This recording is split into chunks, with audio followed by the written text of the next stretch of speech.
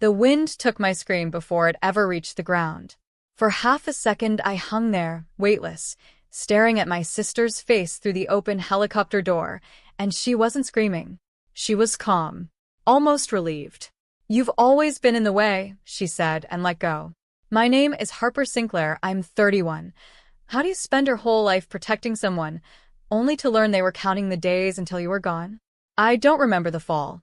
I remember the water, cold enough to stop my heart before it could break from the truth.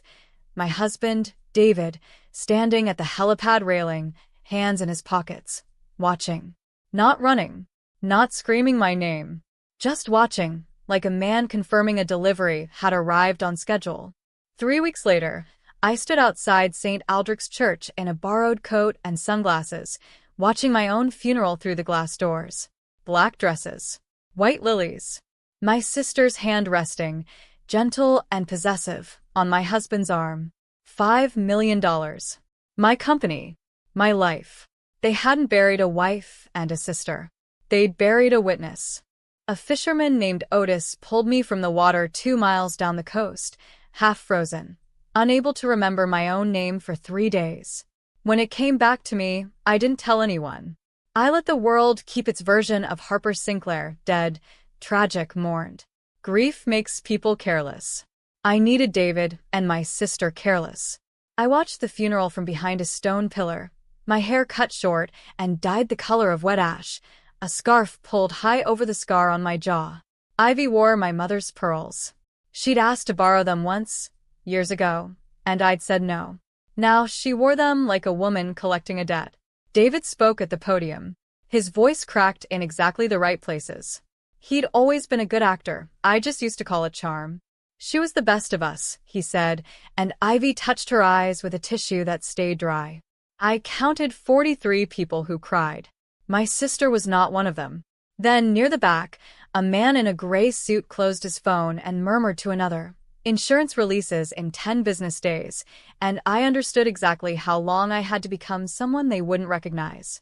I became Nora Callahan in a rented room above a laundromat, paying cash, speaking softly, learning to walk like grief hadn't taught my spine to curl. Otis didn't ask questions.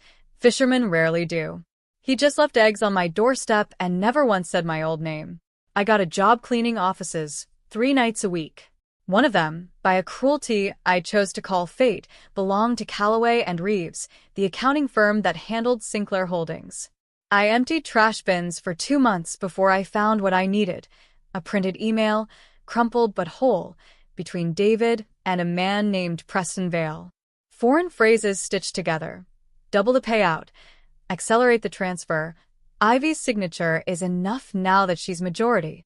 Majority. My sister hadn't just watched me fall. She'd inherited the company that fall was supposed to fund. I sat on the bathroom floor of that office at 2 a.m., that paper trembling in my hands, and laughed. Quiet, ugly, real laughter. The kind grief finally makes room for once it's done pretending to be sad. They thought the ocean had finished me. They didn't know I'd learned to swim toward the truth instead of away from it. I started small. A voicemail left for Preston Vale from a burner number. My voice altered, claiming to be a journalist, confirming details on the Sinclair estate transfer. He called back within the hour, panicked, asking who'd given out his name. Fear moves faster than grief. I was learning that too. I found my old therapist's name in my coat pocket, a receipt I'd never thrown away, and one Tuesday I sat in the waiting room of Dr. Ellen Marsh, the woman who used to know my real voice better than anyone, and told her I was writing a novel about a woman faking her death. "What does she want in the end?" Dr. Marsh asked, pen hovering. "Not their punishment," I said, surprising myself. "Their unraveling. Punishment is quick. I want them to feel this the way I did, slow and inescapable." That night, I mailed an anonymous packet to Sinclair Holdings Board, copies of the email, dates, wire transfers. Not proof of murder, proof of motive. Enough to make men in gray suits start asking each other quiet, careful questions. By morning, my sister's phone rang 4 times before 9, and for the first time in 3 months, I felt her fear reach all the way to shore. The board called an emergency meeting.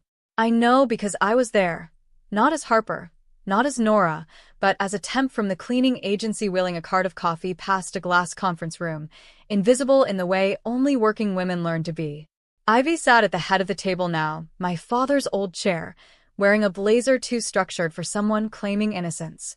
David sat beside her, close enough that I understood, finally, completely. This hadn't started after my death. It had started long before, in guest rooms and out-of-town conferences, in the silences I'd mistaken for exhaustion instead of guilt. These documents are fabricated, Ivy said, voice even. Someone is trying to extort this family. Family, I repeated to myself, setting a coffee cup down so gently no one heard the tremor in my hand. Preston Vale, sweating through his collar, said the wire transfer dates couldn't be explained as coincidence. A board member, older, sharp-eyed Eleanor Voss, asked the question that split the room open. If Harper's policy hasn't cleared yet, why has an account in the Caymans already received $2 million? Ivy's face didn't move. David's did. That was the first mistake I needed him to make. Eleanor Voss became my accidental ally, though she never knew my name. She was the only one asking real questions, the only one who'd loved my father enough to distrust anyone who inherited too easily. I left a folder in her mailbox at home, return address blank, contents precise, bank routing numbers, a photograph of David and Ivy taken outside a Cayman hotel 11 months before the accident, their hands linked like people who'd already rehearsed a future. 11 months. They hadn't married my death. They'd scheduled it. I started dreaming again for the first time since the fall, not of falling, but of the helicopter blades slowing, stopping, David's face turning toward me instead of away. In the dream, he always looked surprised. Awake, I knew he wouldn't be. Surprise required innocence. Dr. Marsh, still believing my novel was fiction, asked gently if my character forgave anyone in the end. She forgives herself, I told her, for trusting people who were never confused about what they wanted. 2 nights later, Eleanor Voss called an independent audit. Preston Vale stopped answering his phone entirely. And Ivy, my sister, my blood, my mother's pearls around her throat, began, for the first time, to look afraid instead of certain. The audit found what I already knew, then something I didn't. A second policy, smaller, filed only in Ivy's name, payable if I died before our mother's estate finalized. She hadn't needed me gone once. She'd needed me gone twice, first for Dad's company, then for Mom's inheritance neither of us had ever discussed splitting evenly. I finally understood the shove was an impulse. It was arithmetic. I sent one last envelope, not to the board this time, but to David directly at the brownstone we used to call home. Inside, a single photograph of the two of us on our wedding day, and beneath it, for words in my own handwriting, the one he'd know instantly. You knew. I know. He came to the laundromat 2 days later, gray-faced, having traced an old parking receipt back to Otis, back to me. He stood in the doorway like a man expecting a ghost, and getting something worse, a woman very much alive, very much done being afraid of him. Harper, he said, and it wasn't relief in his voice. It was the sound of a man realizing his alibi, had just walked back into the room. Sit down, David, I said. Let's talk about the Caymans.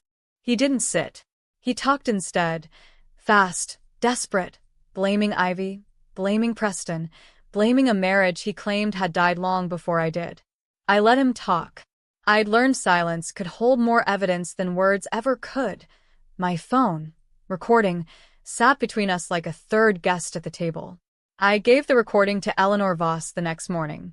Not the police, not yet. I wanted the unraveling to come from the people who'd built their fortune on my absence, watching it collapse in the rooms they'd claimed as theirs. The board voted Ivy out by noon. By evening, the district attorney had David's Cayman transfers, Preston's panicked emails, and a sworn statement from a woman the world still believed was dead. I walked into the precinct on a Thursday, gave my real name for the first time in 4 months, and watched 2 detectives go very still. Ivy didn't cry when they arrested her. She just looked at me, finally seeing me, not as an obstacle, not as a payout, but as someone who'd survived her.